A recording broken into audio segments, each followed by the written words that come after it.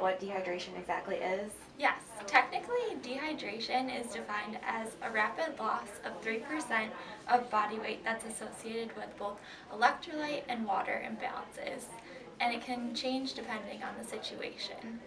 Yes, actually there are three different types. There's isotonic dehydration, which can be caused by vomiting and diarrhea, and it's associated with decrease in both water and sodium. And then there's hypertonic dehydration, which is due to the depletion of total body water.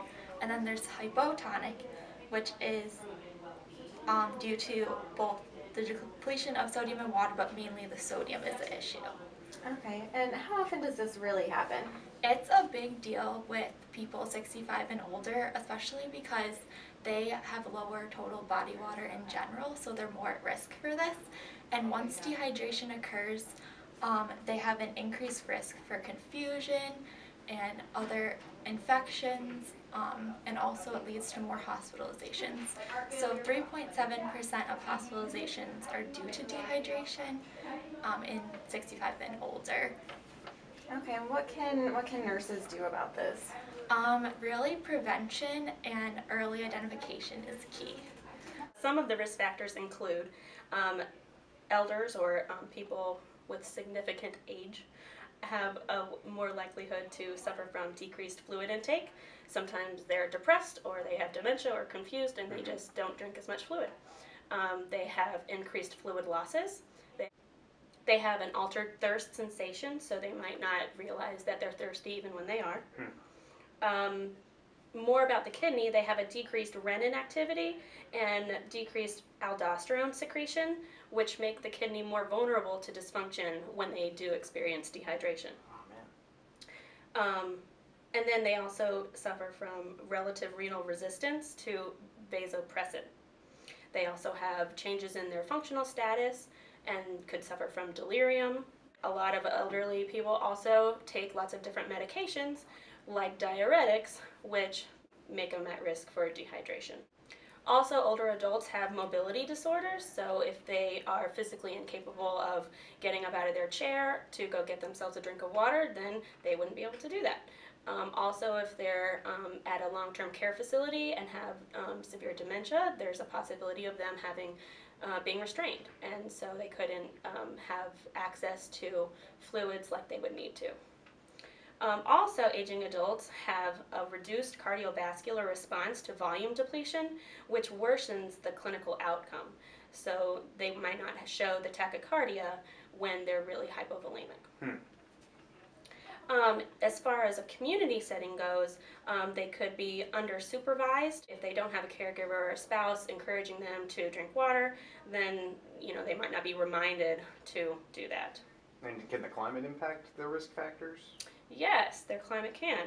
So especially during hot weather, if they don't have access to an air conditioning or drinking more water during that hot weather, then they're going to be definitely more at risk for dehydration. A big one too is that sometimes older adults do not regularly visit a primary care physician or follow up with a physician on medical issues, and so just not being able to see them regularly, they won't be diagnosed early enough to catch the dehydration before it can get too severe. Even short periods of dehydration, they tend to lead to symptoms that you would suffer from on a day-to-day basis, like reduction in perception of your alertness.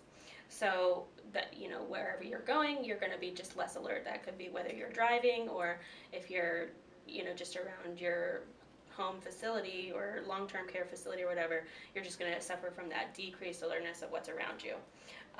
Decreased ability to concentrate. It also leads to increasing self-reported tiredness and headaches. There have been some epidemiological studies that have shown an association between low fluid intake and some chronic diseases. So some of those chronic diseases are urolithiasis, constipation, asthma, cardiovascular disease, diabetic hyperglycemia, and some cancers. The evidence suggests that mortality in the elderly is increased when high temperatures persist for more than a few days. there have been some studies that were conducted that showed that emergency departments experienced more admissions during heat-related injuries or during heat-related times, that their admission diagnosis were dehydration or fluid electrolyte acid-base balance disorders. The economic implications, I think, are mostly related to if you are hospitalized for your dehydration getting out of control. So the studies that I found showed that dehydration-associated hospital stays are more common in the elderly and they're expensive. Oh man. So in a study that I found, it was conducted in 1991, so it's just a little outdated, but this also, shows the impact of how important it is, that the Medicare records were examined for ages 65 to 99 in the United States. And dehydration was recorded as the principal diagnosis in 1.4% of hospital admissions. Now that might not sound like very much, but it was actually 146,960 hospitalizations, which totaled $446 million, which was approximately $3,000 per hospitalization or per individual stay. And that was back in 1991, so you can only imagine what those expenses would be right now. Okay, so that was 1.4% of the hospital admissions. Now, it also noted that 6.7% of the hospitalizations had dehydration as part of the diagnosis, and that included 731,000 individuals. It was a larger study. It surveyed 2 million Northeastern individuals, and then again, it was talking about their Medicare discharges and reports. It was from 1984 to 1987, including 67,000 discharges with dehydration as the main diagnosis. The average age was 80, the mean length of stay in the hospital was 13.6 days, and the hospital rates were approximately $625 per day at that time. So the Medicare expenditures for that time for primary diagnosis of dehydration in the elderly population grossed more than $1.15 billion. So it's expensive to be put in the hospital. We know that already, but I think for something as easily preventable as dehydration is something that is very damaging to your economic situation. The level of independence that would be limited based on someone who is suffering from dehydration kind of goes back to the social implications, that you would have that perception, that decreased perception of alertness, the decreased ability to concentrate, and you would be more tired and have headaches. So that kind of deficit in your social, in your social life or in your body when you're experiencing is going to limit your independence that you're able to undergo. And so you're going to have people to help you, when you're suffering from dehydration, especially if it gets to a severe state. And so most people who live alone and who do not have people encouraging them to intake fluids or take their medicines appropriately, then that's why those are more at risk. One recommendation that I would make is that elders living alone should be able to demonstrate that they can appropriately manage their medications, their hydration, and have manage their health care in an appropriate way in order to live alone, because that level of independence takes that amount of skill to be in charge and have the confidence to maintain your health care. So that includes, like I said before, managing your medications, especially diuretics and laxatives, maintaining proper fluid intake and the right kinds of fluid intake, planning for hot weather and having an appropriate course of action, like having an air conditioner or some other plan in place, and then regularly visiting a primary care physician, and then following up with the visits that the physician asks you to make so that they can be diagnosed with deficits in dehydration if the need be. So Healthy People 2020 has a goal for older adults that they would improve the health, function, and quality of life. So an objective that most closely relates to dehydration is that they will increase the proportion of older adults with one or more chronic health conditions who report confidence in managing their conditions. So that's our goal too. So managing their conditions and then fluid intake to prevent dehydration would be how we see it relates to Healthy People 2020. Also promoting confidence in management of chronic health conditions and health promotional activities like drinking plenty of fluids is an objective that will help improve the widespread issue of dehydration among the elderly. All right. Just like with any nursing approach, you're always going to use your nursing process. So we start with assessment. And I found this really cool tool during my research about how to assess risk for dehydration. So it's called the Hydration Risk Appraisal Checklist. So you use that to assess for risk factors, including age, gender, body mass index, predisposing health conditions, medications, oral intake behaviors, and lab indicators as well.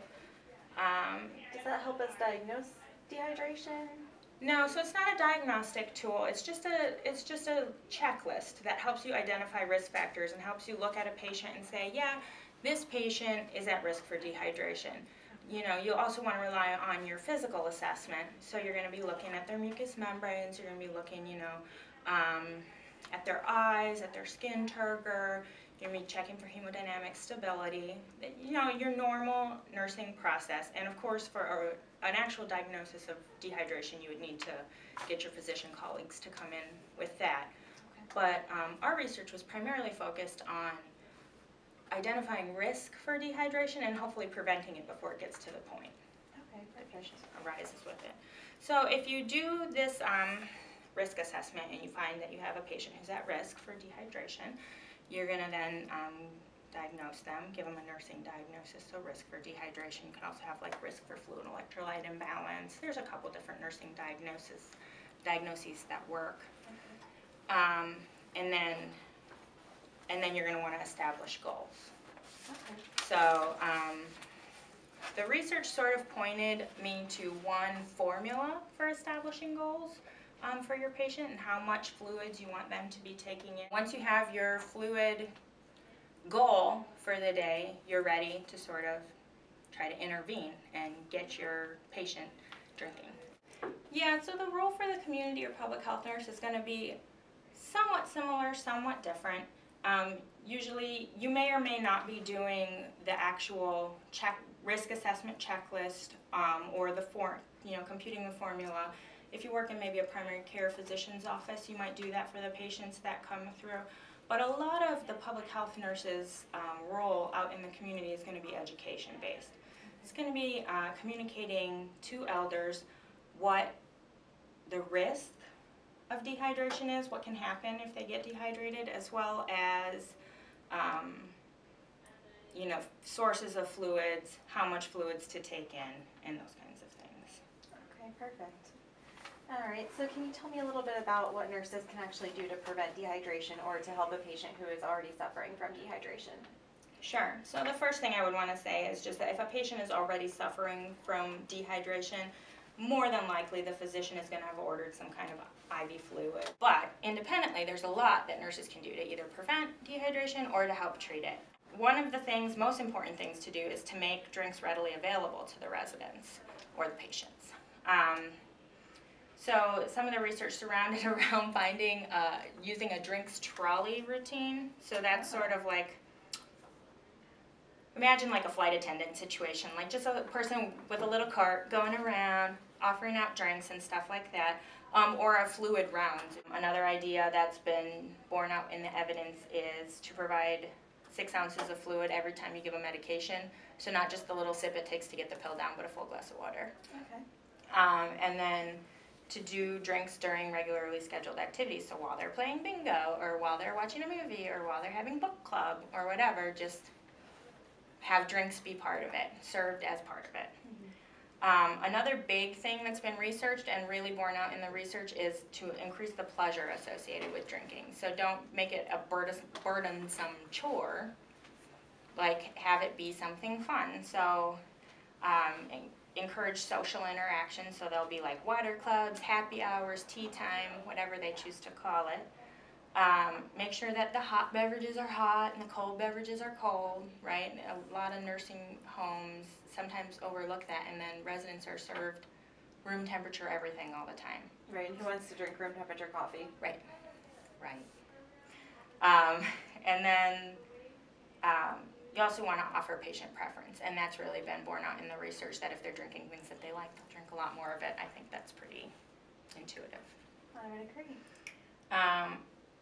As with nursing is half about nursing and half about educating, right? Mhm. So you're going to want to educate the elders as to the importance of hydration to body function, make it relate to them so they understand how being hydrated affects them, and how being dehydrated could affect them, tell them the risks.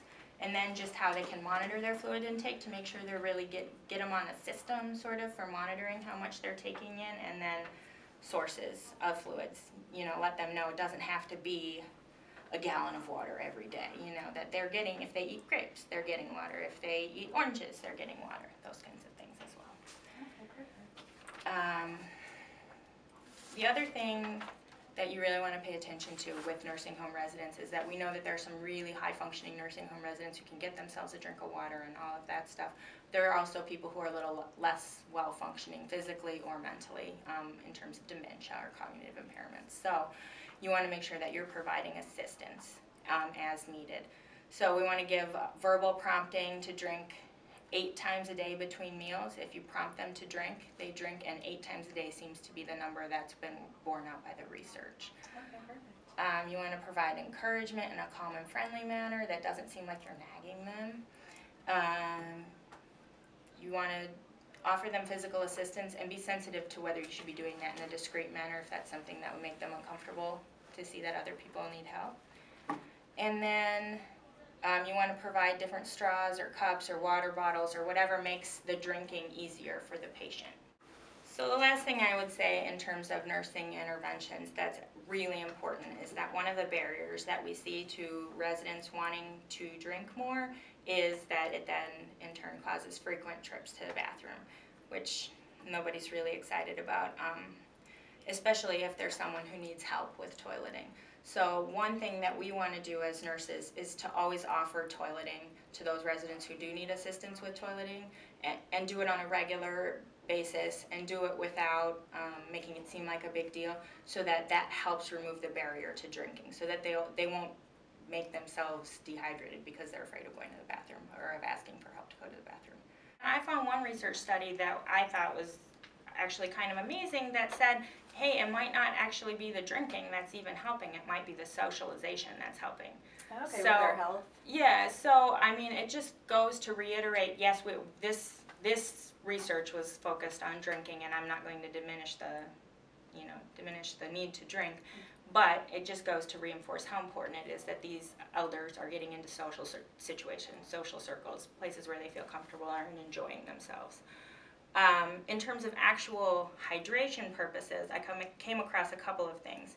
So there's subcutaneous fluid infusion, and rather than intravenous fluid infusion. And this is something that was done a lot in the past, and there were a couple of healthcare errors and mistakes that led to some pretty bad outcomes a long time ago. And so the practice was completely dropped. And what new emerging research has found is that maybe that was an overreaction, and that this is a possibility for rehydrating patients that's much more cost effective and less invasive for the patient themselves. So that's something that's being looked at and researched, and particularly in the terminally ill population. Okay, great.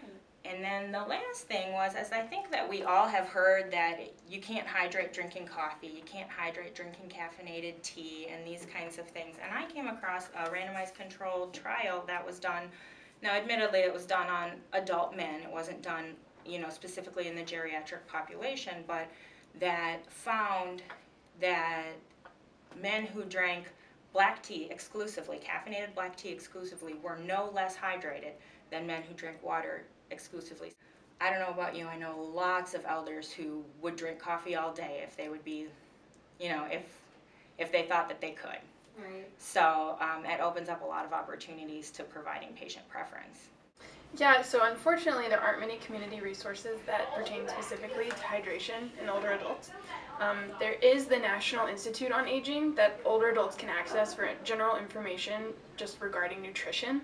The programs offer suggestions for ways to increase fluid intake by eating foods that have high water content. However, most of the resources out there are more applicable to healthcare workers, like Julia mentioned before, the community health workers and other professionals who work with the elder population on a regular basis. Example is the National Association of Nutrition and Aging Services programs. The important thing to remember is that as healthcare providers, it's important for us to remember to work with our patients to help identify these resources, as well as home health resources that may be necessary if a patient requires home IV therapy or close monitoring. It's also important for older adults to maintain relationships with their primary care providers and use them as resources for hydration management. The first thing that nurses can do is recognize the risk factors for dehydration. So things such as prolonged hospital stays or patients that just have trouble swallowing, illnesses such as the flu, things like that, where they're having really poor outtake or input and outtake. It's also important that nurses can identify assessment findings to indicate dehydration, things such as just generalized lethargy, poor skin turgor, just generalized feelings of weakness. Their eyes might appear to be a little more sunken. And then you can also implement just different interventions that go with the evidence to prevent and treat dehydration. I think the other main thing is just to collaborate with the healthcare team, making sure that everyone's on board and knows what's happening with the patients. Nurses are in with the patients the most, so it's really their job to just keep an eye on their patient and notice changes early so that interventions can be put in place.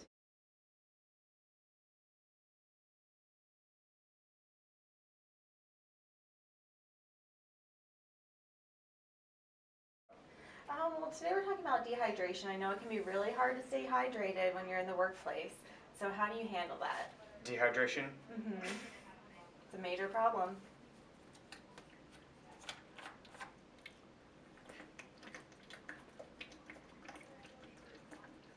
Obviously not a problem for you. Sir. Never a problem.